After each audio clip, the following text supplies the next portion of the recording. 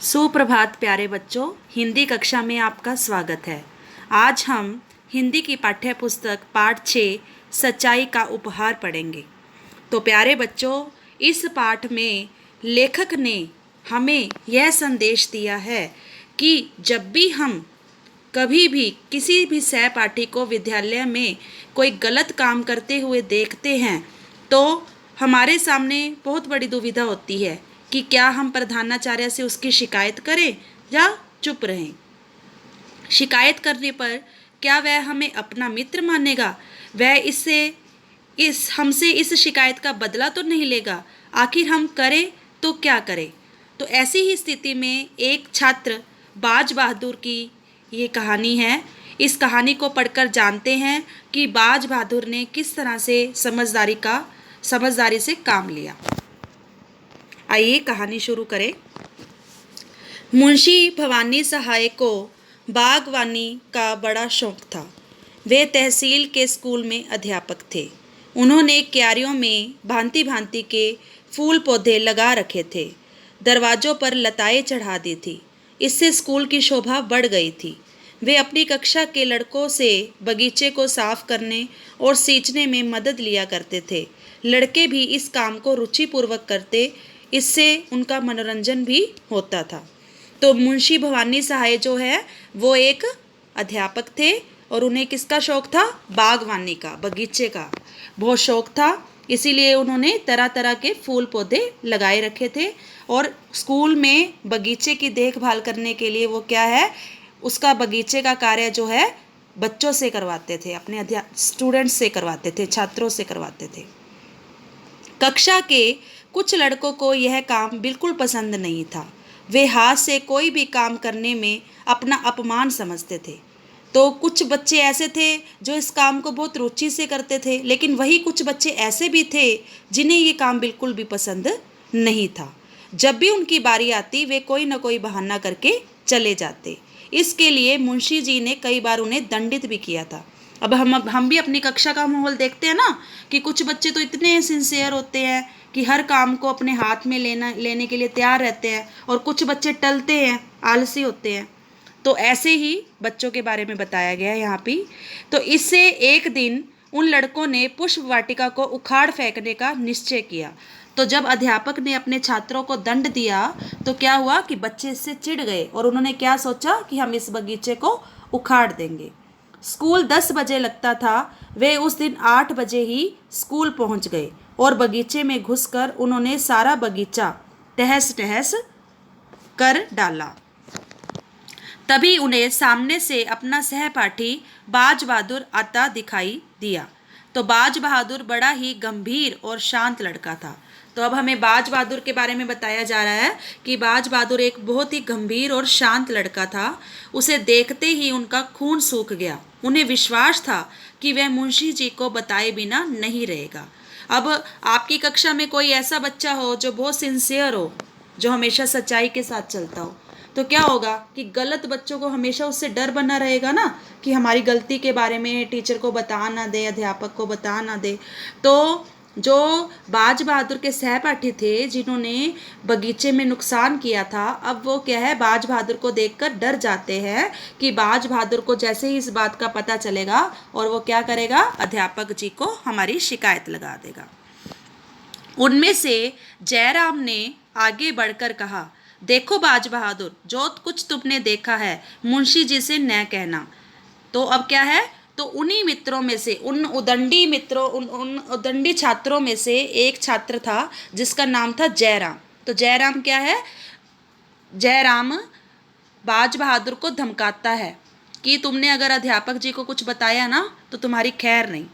तो बाज बहादुर क्या कहता है, बाज बहादुर कहता है कि मैं समय कुछ नहीं कहूँगा, लेकिन मुंशी जी ने जो पूछा तो मैं झूठ भी नहीं बोलूँगा।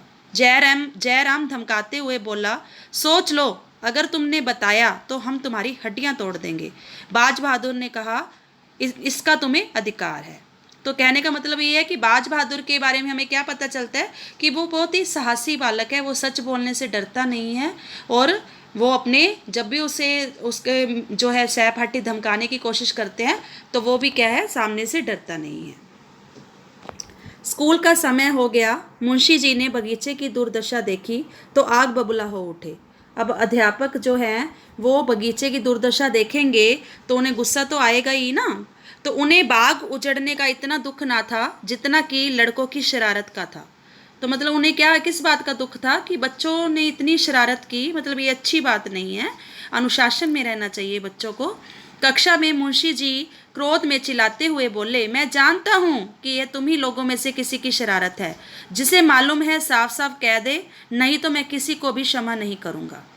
एक लड़का भी न बोला। मुंशी जी ने एक एक से पूछना शुरू किया। सब जवाब में नहीं मालूम कहते हुए गर्दन नीची किए हुए खड़े रहे। तो मुंशी जी ने एक एक छात्र से अलग अलग पूछा, लेकिन किसी ने भी इसके बारे में नहीं बताया। तो मुंशी जी ने बाज बहादुर से पूछा, बाज बहादुर तुम कभी झूठ नहीं बोलते, तुम्हें मालूम है? बाज बहादुर खड़ा हो गया। उसकी आंखों में साहस झलक रहा था। वह बोला, जी हाँ। अपराधियों ने बाज बहादुर की ओर घूर कर देखा। वे पहले ही बाज बहादुर से ईर्ष्या करते थे, नफरत करते थे, जलते थे। तो क्या है, ऐसे में जब बाज बहादुर ने उसकी शिकायत कर दी मुंशी जी से, तो वो उससे और भी चिढ़ने लगे। अब उसकी सच्चाई के कारण उससे बदला लेने पर उतर आए। मुंशी जी ने अपराधियों को कड़ा दंड दिया, साथ ही चाल चलन के रजिस्टर में उनके नाम के आगे काला चिन्ह बना दिया। तो जो बच्चे डिसिप्लिन में नहीं रहते हैं, तो क्या है, आपके टीचर भी आपको क्या करते हैं, तो इनडिसिप्लिन मानते हुए क्या करते हैं, आपको उसके अकॉर्डिंग उसका ग्रेड कम देते हैं कि ये बच्चा जो है अनुशासन में नहीं रहता। तो इसी तरह से मुंशी जी ने भी क्या किया कि उन बच्चों के नाम के आगे काला निशान लगा दिया रजिस्टर में। छुट्टी होने के बाद बाज बहादुर घर की तरफ चला। रास्ते में अमरूद का एक बाग था। वही जयराम और उन लड़कों ने बाज बहादुर को घेर लिया। बचने का कोई उपाय ना था। बाज बहादुर ने आगे कदम बढ़ाया तो जयराम बोला, इतनी क्या जल्दी है, सच्चाई का इनाम तो लेते जाओ। अर्थात तुमने मुंशी जी से हमारी सच्चाई बताई है, हमारी शिकायत करके जो अपनी सच्चाई दिखाई है, अब उसका इनाम तो लेते जाओ। यह कहकर वे चारों एक साथ बाज बहादुर पर टूट पड़े। बाज बहादुर भी उनका मुकाबला करने लगा। लड़ाई में बाज बहादुर की पसली में जयराम का एक ऐसा गुस्सा पड़ा कि वह एकदम चकराकर गिर गया। जयराम और उसके साथी बाज बहादुर की हालत देखकर डर गए और यह समझकर कि उसकी जान निकल गई है, वहां से भाग निकले। कोई 10 मिनट बाद बाज बहादुर को होश आया। वह हिम्मत करके उठा और लंगड़ाता हुआ घर की ओर चला गया। उधर जयराम अपने साथियों के साथ सलाह करने लगा कि अब क्या किया जाए। बाज बहादुर यदि मरा नहीं है तो सीधा मुंशी जी के पास जाएगा और मुंशी जी उनकी खाल उधेड़ देंगे। उन्होंने तय किया कि वे कुछ दिन स्कूल ही नहीं जाएंगे और जब मामला ठंडा पड़ जाएगा तब देखा जाएगा। तो देखा बच्चों आपने कि जो बच्चा झूठ के रास्ते पर चलता है, गलत रास्ते पर चलता है, उसे हर कदम पर डर कर रहना पड़ता है। अब जो जयराम और उसके साथी थे, उन्होंने गलत काम किया, तो फिर क्या किया, उसके बाद उन्हें डर कर रहना पड़ा। वो स्कूल नहीं जाते थे और उससे गैर हाजिरी लगती थी उनके स्कूल में। तो कहने का मतलब ये है कि जब हम एक गलत काम करते हैं तो उसके साथ क्या है, हमारे और भी गलत काम होते जाते हैं। इसलिए हमें कभी भी गलत रास्ता नहीं पकड़ना चाहिए। दूसरे दिन स्कूल लगा। जयराम और उसके साथी उपस्थित नहीं हुए। बाज बहादुर ने किसी से भी घटना की चर्चा नहीं की। अपराधी दूसरे दिन भी स्कूल नहीं आए। तीसरे दिन भी उनका कहीं अता पता नहीं था। चौथे दिन प्रातःकाल ही बाज बहादुर ढूंढता हुआ उन चारों के पास पहुंचा और कहा कि क्यों मित्रों, तुम लोग स्कूल क्यों नहीं आते? 3 दिन से गैर हाजिरी हो रही है, बाज बहादुर ने पूछा। तो इतनी उन्होंने लड़ाई की, उसके साथ गलत व्यवहार किया, लेकिन फिर भी बाज बहादुर के मन में उनके प्रति कोई भी द्वेष नहीं था, कोई भी शिकायत नहीं थी। तो जयराम बोला, हमें अपनी हड्डियां थोड़ी ही तुड़वानी है, तुमने मुंशी जी से खूब बढ़ चढ़कर हमारी शिकायत की होगी। बाज बहादुर बोला, इसमें शिकायत की कौन सी बात थी? तुमने मुझे मारा, मैंने तुम्हें मारा। आपस के झगड़ों की शिकायत करने की मेरी आदत नहीं है। तो जगत सिंह बोला, सच कहते हो?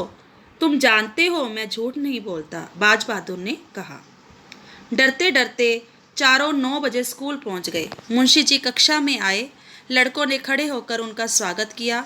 उन चारों की और देखकर मुंशी जी ने केवल इतना कहा, तुम लोग 3 दिन से कक्षा में अनुपस्थित थे। मैंने कुछ जरूरी सवाल करवाए हैं, अपने साथियों से पूछकर कर लो। फिर वे पढ़ाने में मगन हो गए। स्कूल की छुट्टी हुई तो चारों बाज बहादुर के पास गए। चारों अपने किए पर लज्जित थे, शर्मिंदा थे, अब उन्हें शर्म आ रही थी। जगत सिंह बोला, मित्र, हम सब तुम्हारे अपराधी हैं, हमने तुम्हारे साथ बड़ा ही अन्याय किया है, हमें क्षमा कर दो।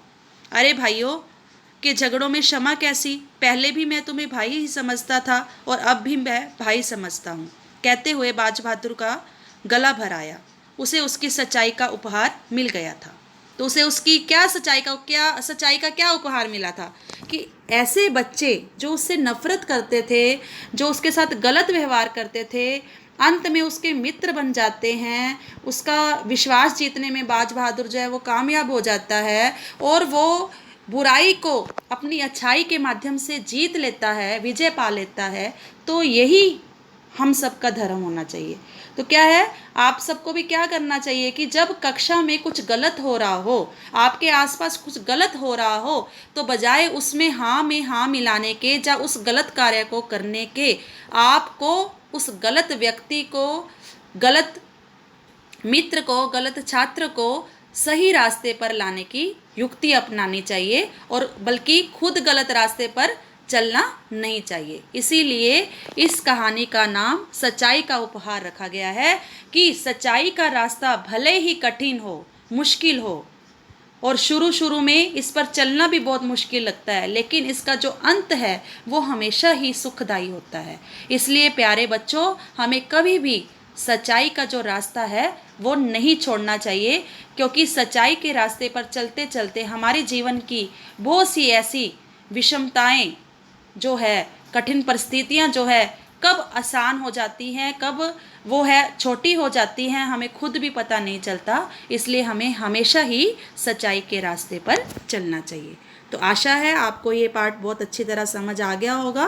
तो इस पूरे पाठ को ध्यानपूर्वक पढ़ें और याद करें। धन्यवाद।